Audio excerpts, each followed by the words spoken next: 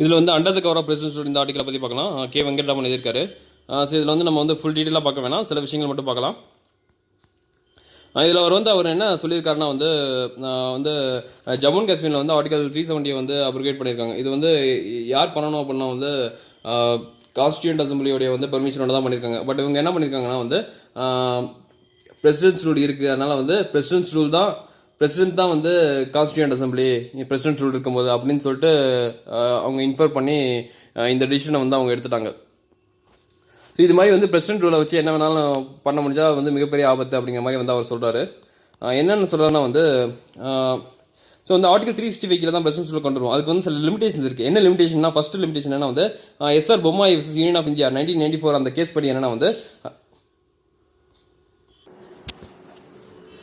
இந்த பொம்மாய் ஜட்ஜ்மெண்ட் படி வந்து ஏன்னா வந்து ஜுடிஷியல் ரிவ்யூ வந்து உண்டு. பட் அதுக்கும் சில லிமிடேஷன்ஸ் இருக்குது. என்ன லிமிடேஷன்னா வந்து அது வந்து பிரசிடென்ட் வந்து இங்கே வந்து ஆர்டிகல் 365 கான்ஸ்டியூஷனல் மிஷனரி வந்து ஃபெயில் ஆகிடுச்சு அப்படின்னு அந்த சாட்டிஸ்ஃபேக்ஷன் வந்து எதை பேஸ் பண்ணி இருக்கோ அந்த மெட்டீரியல் வந்து அடிக்குவேட்டாக இருக்கா லெவன்ஸாக இருக்கா அதை செக் பண்ணுறதோட வந்து அதோட லிமிடேஷன் அதை செக் பண்ணுறது மட்டும்தான். அதுக்கு மேலே வந்து ஜுடிஷியல் ரிவ்யூ வந்து போக முடியாது. இன்னொன்று என்னென்னா ஸோ வந்து இன்னொரு ரெஸ்ட்ரிக்ஷன் என்னென்னா வந்து பிரசிடென்ட் ரூல் போட்டவொடனே வந்து அசம்பிளியை டிசால்வ் பண்ணிட முடியாது. ஃபஸ்ட்டு வந்து எக்ஸிக்யூட்டிவ் அண்ட் லெஜிஸ்லேட்டிவ் ஃபங்க்ஷன்ஸை மட்டும் தான் எடுத்துக்க முடியும். அசம்பிளி அப்படியே தான் இருக்கும். பார்லிமெண்ட்ரி அப்ரூவல் வந்து பிரசிடென்ட் ரூலுக்கு வந்து 2 மாதத்துக்குள்ளே வாங்கி ஆகணும்.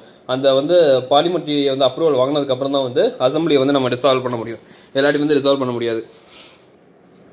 நீங்கள் இந்தியான்னு பார்த்தீங்கன்னா வந்து அது வந்து ஒரு குவாசி ஃபெடரல் வந்து கான்ஸ்டியூஷன் தான். அது வந்து என்னென்னா வந்து சென்ட்ரல் நோக்கி வந்து சென்டருக்கு தான் அதிக பவர் வந்து கொடுத்துருக்கு. பட் இருந்தாலும் கோர்ட் என்ன எம்பசைஸ் பண்ணுதுன்னா லிமிடெட் டொமைனில் வந்து ஸ்டேட்டுக்குன்னு கொடுக்கப்பட்ட ஒரு லிமிடெட் டொமைனில் வந்து ஸ்டேட் வந்து சுப்ரீம், அது ஜஸ்ட் சென்ட்ரோடைய வந்து ஒரு மியர் அப்பண்டேஜஸ் கிடையாது, சென்டருக்கு சபார்டினேட் கிடையாது, அவங்களுடைய டொமைன் தான் அவங்க சுப்ரீம் அப்படிங்கிற மாதிரி தான் வந்து ஸ்டேட் வந்து எம்பசைஸ் பண்ணுது.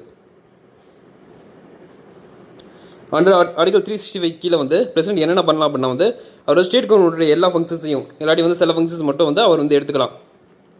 பட் என்னென்னா வந்து சர்டைன்ஸ் ஃபங்க்ஷன்ஸை வந்து ஸ்டேட் மட்டும்தான் செய்யணும்.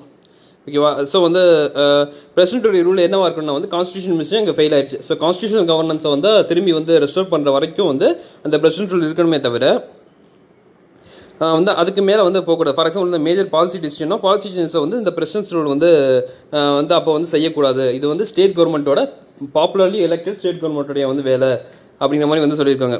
நெக்ஸ்ட் என்னென்னா வந்து ஸ்டேட் பட்ஜெட்டு, ஆமாம் ஸ்டேட் பட்ஜெட்டும் வந்து எசென்சியல் லெஜிஸ்லேஷன் வந்து பார்லிமெண்ட் வந்து எனாக்ட் பண்ண முடியும். பட் ஸ்டில் என்ன சொல்லியிருக்காங்கன்னா வந்து அது வந்து இந்த இன்டர்மீடியட் பீரியடில் அந்த கான்ஸ்டியூஷனில் வந்து கவர்னன்ஸை வந்து திரும்ப கொண்டு வர அந்த இன்டர்மீடியட் பீரியடில் வந்து கவர்மெண்ட்டை வந்து ரன் பண்ணுறதுக்கு மட்டும்தான் இதை வந்து பண்ணணுமே தவிர வந்து அகைன் வந்து ஒரு மேஜர் பாலிசி சேஞ்சஸோ ஒரு ஃப்ரேம் ஒர்க்கோ இங்கே இந்த நேரத்தில் வந்து கொண்டு வரக்கூடாது. இதை கொண்டு வரது வந்து மக்களால் எலெக்ட் பண்ண கவர்மெண்ட் மட்டும்தான் கொண்டு வரணும் அப்படிங்கிற மாதிரி தான் வந்து இவர் சொல்கிறார். ஸோ வந்து இதில் ஃபெடரல் டேஞ்சர்ஸ் இருக்குது அப்படிங்கிற மாதிரி சொல்கிறார். நீங்கள் வந்து இப்படி வந்து பிரசிடென்ட் ரூலை வந்து எல்லாத்துக்கும் வந்து லிமிடேஷன்ஸ் எல்லாம் யூஸ் பண்ணால் அதில் ஃபெடரல் டேஞ்சர்ஸ் இருக்குது. அதாவது ஆர்டிகல் 131 என்னென்னா வந்து சுப்ரீம் கோர்ட்டுக்கு வந்து ஒரிஜினல் ஜூரிஸ்டிக்ஷன் இருக்குது. அதாவது வந்து 2 ஃபெடரல் யூனிட்ஸ் நடுவில் வந்து டிஸ்பியூட்ஸ் இருந்துச்சுன்னா அந்த கேஸ் வந்து சுப்ரீம் கோர்ட் வந்து பார்க்கும். இப்போ என்னென்னா வந்து பிரசிடென்ட் ரூலில் வந்து மூலமாக வந்து ஒரு ஸ்டேட்டை வந்து டிசால்வ் பண்ணிவிட்டு ஸ்டேட் லெஜிஸ்லேஷன் டிசால்வ் பண்ணிவிட்டு இவங்க என்ன சொல்லலாம்னா வந்து நான் தான் வந்து ஸ்டேட்டோடைய பிரசிடென்ட் வந்து நான் தான் ஸ்டேட்டோடைய வந்து ஒரு ரெப்ரஸன்டேட்டிவ். ஸோ வந்து நான் வந்து இந்த கேஸ்லேருந்து நான் வந்து விலகிறேன் அப்படின்னு சொல்லிட்டு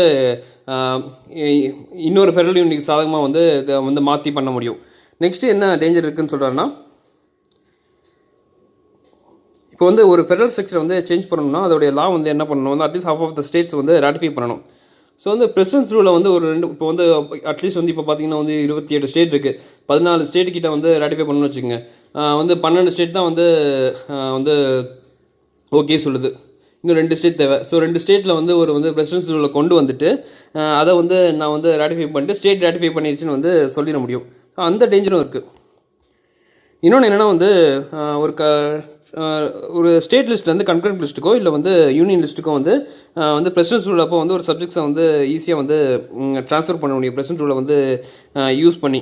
இதே மாதிரி வந்து அந்த ஹாஃப் ஸ்டேட்ஸ் வந்து ராட்டிஃபை பண்ணி இன்னும் வந்து 2-3 ஸ்டேட்ஸ் இன்னொரு ப்ரொவிஷன்ஸ் இருக்குது. 2-3 ஸ்டேட்ஸ் வந்து சேர்ந்து வந்து ரெக்வஸ்ட் பண்ணால் வந்து அவங்க ரெசல்யூஷன் பாஸ் பண்ணி ரெக்வஸ்ட் பண்ணால் அந்த ஸ்டேட் சப்ஜெக்ட்ஸை வந்து சரண்டர் பண்ண முடியும். உதாரணத்துக்கு வந்து வைல்ட் லைஃப் ப்ரொடெக்ஷன் ஆக்ட்லாம் வந்து இப்படி தான் வந்து அவங்க வந்து சரண்டர் பண்ணி தான் போட்டாங்க. இது மாதிரி வந்து பிரசிடென்ட் ரூல் அப்போ வந்து அவங்க வந்து வந்து தன்னிச்சையாக வந்து சரண்டர் பண்ணிட முடியும். இன்னொன்று சில பாலிசி சேஞ்சஸ், மக்களுக்கு விரோதமான சில இல்லை மக்களுக்கு பிடிக்காத சில பாலிசி சேஞ்சஸ், அது வந்து பாப்புலர் கவர்மெண்ட் அதை செய்ய துணியாத சில விஷயங்கள். உதாரணத்துக்கு தமிழ்நாட்டில் பார்த்தீங்கன்னா வந்து ஆர்டிகல் வந்து 3 லாங்குவேஜ் பாலிசி வந்து தமிழ்நாட்டில் வந்து மக்களுக்கு வந்து பிடிக்காத விஷயம். ஸோ சென்ட்ரல் வந்து தமிழ்நாட்டில் வந்து ஒரு பிரசிடென்ட் ரூலை கொண்டு வந்துட்டு ஈஸியாக வந்து ஒரு 3 லாங்குவேஜ் பாலிசி வந்து அவங்க வந்து கொண்டு வந்துட முடியும்.